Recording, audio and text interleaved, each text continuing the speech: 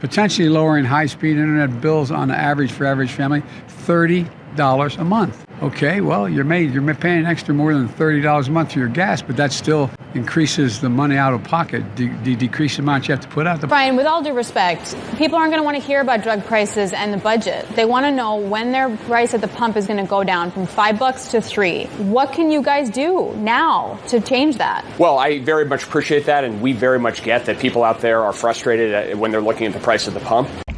Okay, we're running. Oh my God. Ah! All right, so boom. I'm going to try to tell you all the unanimous consent story from earlier today where you saw me running up the Capitol steps to stop the bad things from happening. So today's a flyout day. Cool, awesome. Flyout days are where members of Congress return to their communities, do community events, town halls, etc. We have the Puerto Rican Day Parade on Sunday, for example. But flyout days are also days of maximum hijinks from party leadership, both Democratic and Republican Party leadership. And the reason for that is that everyone's in a rush to get home so they can force deeply unpopular things to happen. Now, I wake up this morning and I start to hear murmurs that there's going to be an attempt to pass the Supreme Court Supplemental Protection Bill. So I'm going to need a roll call vote on that. Because not only are they going to try to pass it, they're trying to pass it by unanimous consent so that it can slip on by with no one's name put on it. And that's not what unanimous consent is for. Unanimous consent is not to pass things quickly, to hide and prevent a politically difficult moment. If we're going to do it, let's do it. Put our name on it. Vamos. Put it on the floor. My parents are United Methodist ministers, but I've been castigated more than once about discussing politics in church. And I point out that if you read the Bible is nothing but a political thriller. As Biden lashed out at Republicans, shipping conglomerates, Russian President Putin, and oil companies today. Exxon made more money than God this year. 9 major ocean line shipping companies. These companies have raised their prices by as much as 1,000%. So everything coming from Asia, they get 90-some% of it, the stuff coming from Asia. They've raised it by 1,000%. That's why I called on Congress to crack down on... As part of his plan, I know this doesn't sound like a plan, but first and foremost, he respects the independence of the Federal Reserve. The troubling figures could spell doom for Democrats in the upcoming midterm elections this November. Look, they hate fossil fuels. And a lot of the numbers that I think Brian's really good, but a lot of the numbers he talked about are not true. I mean, we're not producing as much as we did under President Trump. The idea that it's the Europeans that are causing natural gas to go up a lot isn't true. We just were unprepared for this particular moment and don't have enough pipelines. And they don't. It's better to not be seen with them. They are making efforts to obviously reduce their carbon footprints. All the majors have the ambition of being carbon neutral. But did you ever hear Biden say Scope 1 that? and 2, by the way. Have you heard Biden say, you know what, they're doing things and I want to break bread with them? Have you heard him say that? No.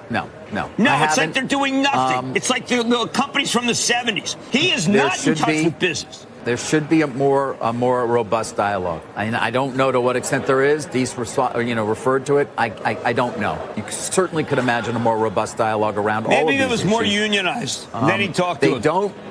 They don't consider them a partner to a certain extent or a trusted partner in the energy transition. But so the Saudis are better? Is it better to go to Saudi Arabia? No, it isn't. But at the same time, we do have this climate change issue, which is not an insignificant one. And so it keeps deal coming with the devil. Every year. Saudi Arabia, not Permian. So the Saudis are better friends of the United States than Western Texas. All right, fine. Some of these expenses, you just can't avoid them. I know. I mean, I get it. Some people are saying, I'm just going to foot the bill for gas. Some people don't have a choice, right? So they're paying for gas. They can't avoid paying more for food. What are they going to do? Look, what's your advice for them? You're absolutely right. And this is something that really falls disproportionately on low-income households. When you talk to the airlines, they're seeing this brisk demand for expensive plane tickets. That's not happening in low-income households. They still have to put gas in the car to drive. You know what's another interesting trend here? You're starting to see local police departments and first responders trying to figure out how they're going to pay for the higher gas prices. Several different police departments in the United States have already said that they're going to have automated responses to some routine calls, right? They're going to have to decide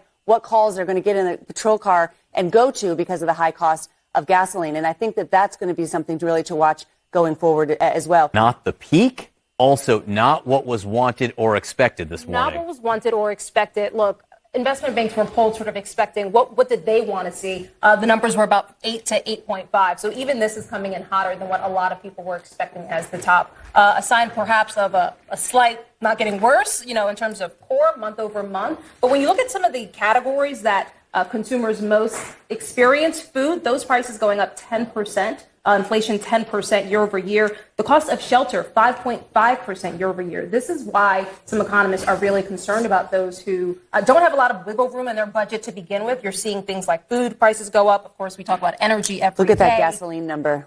Exactly. 48.7% compared to a year ago. I spoke to Diane Swanka, a prominent economist, yesterday about sort of what she is seeing in terms of the consumer. And she told me, look, everybody feels inflation, but not evenly. And the fact that higher income households can spend on the most discretionary of things, such as travel, is as important a narrative as those who are hunkering down. It perpetuates inflation, she said.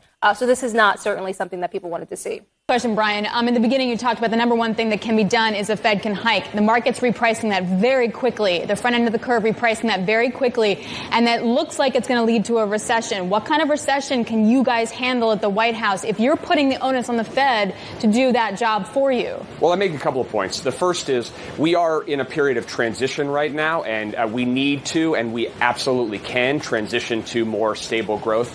You look at things like our labor market and even consumer spending, even as we face challenges with inflation, continuing steadily to move forward. There's every reason why that can continue.